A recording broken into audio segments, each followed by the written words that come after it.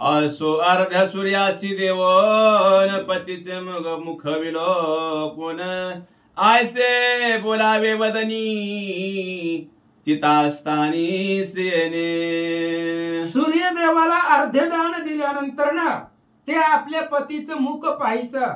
मुख पाहिल्यानंतर ना त्या स्त्रीनं असं बोलायचं, त्या चितेवरती उभा राहून सूर्यदेवाला अग्निदेवाला नमस्कार करून आपल्या पतीचं मुख पाहायचं आणि काय म्हणायचं ऐका. तू ब्रह्मा तूची रुद्र तू रवी तू प्रजापती इंद्र अष्टवसु परमात्मा सर्वेश्वर विष्णू शरण मी तुला.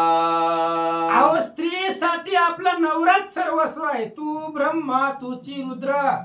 आपल्या एका स्त्रीसाठी आपला नवराच ब्रह्मा आहे, आपला नवराच रुद्र आहे. प्रजापती इंद्र रवी चंद्र सूर्य सगळं आपला नवरा आहे. 33 कोटी देवच आपल्या पतीमध्ये. म्हणून त्या ठिकाणी विष्णू परमात्मा सगळे त्या पतीलाच मानायचं असं सांगतात. पती रूपी तुझी जाण ऐसा विष्णू रूपी पती भावून स्वर्गीयत्वा नरिका करिता गमन मी पाठी मागून येईन शीघ्र.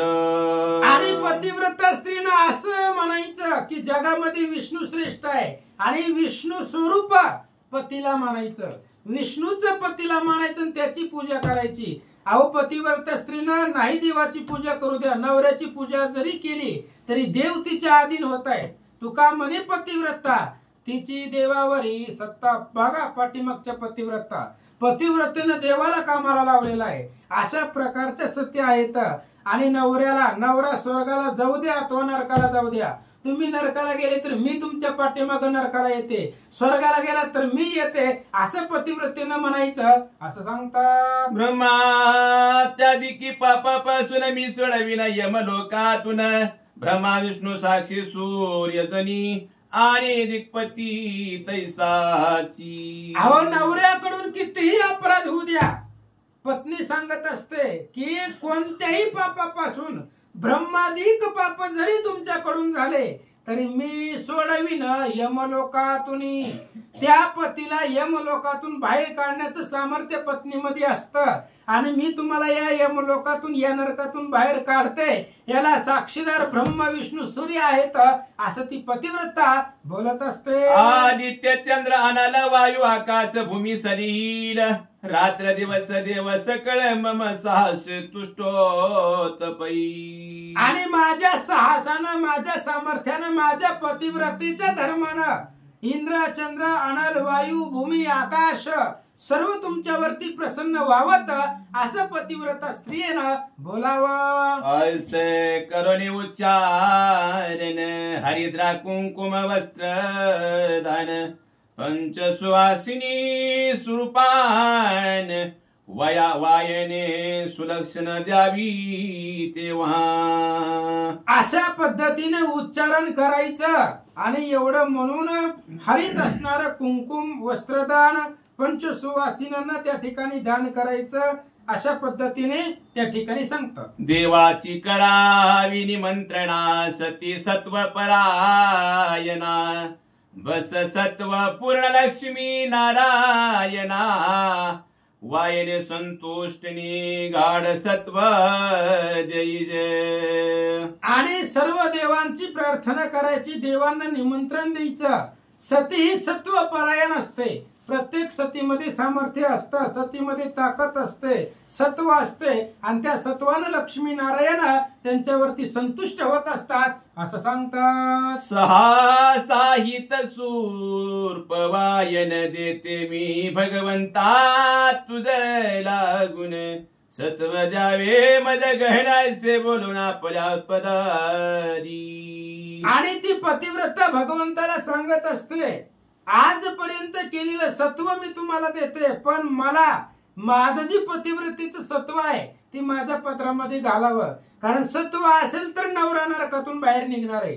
माझ्या पतिव्रता धर्माच्या अनुसरून मला ते पतिव्रतेचं सत्व माझ्या पत्रामध्ये अर्पण करा असं भगवंताला प्रार्थना करावी. साजन रक्त पंचल बांधावे मुक्ता फलभक्ती घालावे मग मंत्रोच्चारण करावे ब्राह्मण आज्ञे प्रमाणे.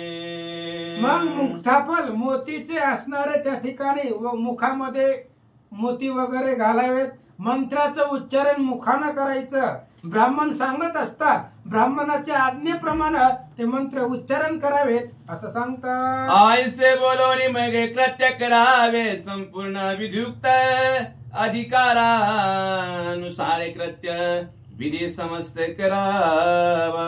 अशा पद्धतीने बोलायचं. मग सहगमनाचं कृत्य करायचं. जसं शास्त्रामध्ये विधानामध्ये विधीने सांगितलंय त्या पद्धतीने अधिकारानुसार ते कार्य करावं असं सांगतात. या हुती मंत्राची ठिकाण केली श्रुती हो देखा सहगमन प्रयोगने का वेगळा आहे स्वतंत्र. ग्रंथकर्ते सांगतायत आहुती मंत्र आहे, ब्राह्मणाच्या मुखामधून मनवले जातात आणि या मंत्राची टीका इथे केली नाही, हा मंत्रच दिला नाही. त्यामुळं त्या ठिकाणी कारण सहगमनाचा जो प्रयोग आहे तो स्वतंत्र आहे, वेगळा आहे असं सांगतात. माझी असे सर्व विधान वास्तव ते आहुती सोडून पुढे चालविले अनुसंधान श्रुती दूषण न ठेवावे. इथं या असणाऱ्या ग्रंथामध्ये सहगमनाचा आहुती मंत्र सांगितला नाहीये, कारण सहगमन हा स्वतंत्र आहे आणि त्या स्वतंत्रामध्ये तिथं सर्व व्यवस्थित पद्धतीने सर्व विधान सांगितलेले आहेत. त्यामुळे श्रोते लोकांनी या ग्रंथाला नाव ठेवू नका, दूषण ठेवू नका. ऐका, आज्ञादी रुद्र पर्यंत दशाहुती जाणं निश्चित विधान झाली यावरी समाप्त विसर जावे देव अग्नी. अग्नीपासून रुद्रापर्यंत, अग्निदेवापासून महादेवापर्यंत आहुती आहे आणि ह्या सगळ्या असणाऱ्या दशा आहुती सांगितल्या गेल्या.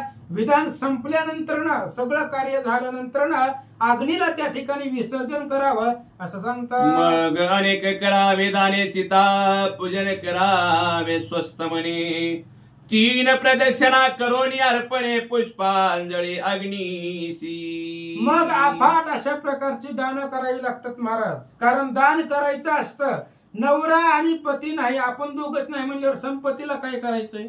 अहो ती इंद्रजित मेल्यानंतर सुलोचनेनं किती दानं दिली होती महाराज, मोजता सुद्धा येत नव्हती. एवढी इंद्रजितानं संपत्ती मिळवली होती आणि ती सुलोचनेनं घरात काहीच ठेवलं नाही, सगळं देऊन टाकलं, दान केलं सुलोचनेनं.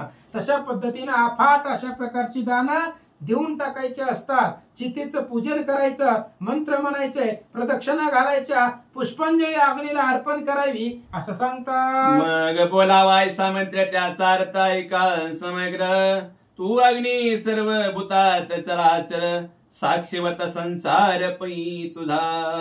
अशा पद्धतीनं मंत्र म्हणायचा. त्या मंत्राचा अर्थ असा आहे की अग्नी हा देव आहे आणि अग्नी सर्व भूतामध्ये, आपल्या शरीरामध्ये सुद्धा जठराग्नी आहे. अग्नी प्रत्येक ठिकाणी आहे, चराचरामध्ये अग्नीचा वास आहे असं सांगतात. देवा तू सर्व जानसी मानव योनीचे तो विषयची मी भिवून वैधव्यासी भ्रातारेशी सहगमन करी तसे. आणि त्या पतिव्रते स्त्रियांना असं सांगायचं, देवा तुम्हाला सगळं कळतंय, भगवंताला सगळं कळत असतं आणि नवरा मेल्यानंतर वैधव्याचं जीवन जगण्यापेक्षा मी सहगमन करते आणि माझं सत्व माझ्या बरोबरीला यावं आणि त्या सत्वानं पतीला तारावं असं सांगतात. सत्व मार्गे नेई मज भ्राताला जवळी सहज हे शरीर धन करोनी मज करी शीघ्र दिव्य देही. आणि माझ्या सत्वाच्या सत्वाच्या सामर्थ्यानं मला माझ्या नवऱ्याजवळ घेऊन जावा, भगवंताला प्रार्थना करायची आणि सतीच्या सामर्थ्यानं नवऱ्याच्या जवळ घेऊन जातात. हे शरीर दहन करायचं चितेमध्ये आणि दिव्य अशा प्रकारचा देह आम्हाला मिळावा असं सांगतात. तैसाची करी भ्रातार देह जाळोने सर्व पाप समूह मज स्वर्गिनी भ्राताराज हा देह आलिंगुनी प्रवेश करीते. अशा पद्धतीनं आता जसं नवरा मेलाय, नवऱ्याचं शरीर जसं जळतं तसं त्याची पापही संपावीत, शरीराबरोबर पापही संपावीत. ती पतिव्रतेच्या सामर्थ्याने संपतात, आपली संपत नसतात. आपली शरीराच्या बरोबर पाप येत असतात, आपली संपत नसतात. ती पतिव्रतेचं सामर्थ्य असतं म्हणून संपतात. आता मग मला स्वर्गामध्ये माझ्या नवऱ्यासहित घेऊन जावा, हा देह पतीचा मी आलिंगून त्या अग्नीमध्ये प्रवेश करते असं सांगतात. ऐसे बोलोने कुलित घ्यावे कुटी लागी स्वये लावावे पती सह दग्ध व्हावे ऐसे करावे सतीने. अशा पद्धतीनं ती असणारं कुलीत म्हणजे जळकं लाकूड घ्यावं, त्या झोपडीलाच त्या ठिकाणी अग्नी लावावा आणि पतीसहित आतमध्ये झोपडीमध्ये पतीसहित त्या अग्नीमध्ये दग्ध व्हावं असं सतीनं करावं. ग्रंथकर्ते सांगतात. प्राणोत्क्रमण अनंतर पुत्रे अधोर्घ्य देही समग्र प्रतक प्रतक यथा प्रकार भक्ती करोनी करावे. आणि मेल्यानंतर ती पती पत्नी दहन झाल्यानंतर त्यांच्या मुलानं जी काही आतापर्यंत सांगितलेली सगळ्या मेल्यानंतरच्या क्रिया जी आहेत ते सगळ्या व्यवस्थित करावा, वेगवेगळ्या कराव्या, भक्तिभावाने कराव्या असं सांगतात. अंतर पडून द्यावे किंचित ऐसे आख्यान सतीचे समस्त महापवित्र हो यथोचित तुझ प्रती कथिले. आणि या गोष्टीला या क्रियेला अंतर पडून द्यायचं नाही अशा पद्धतीने सतीचं आख्यान आहे.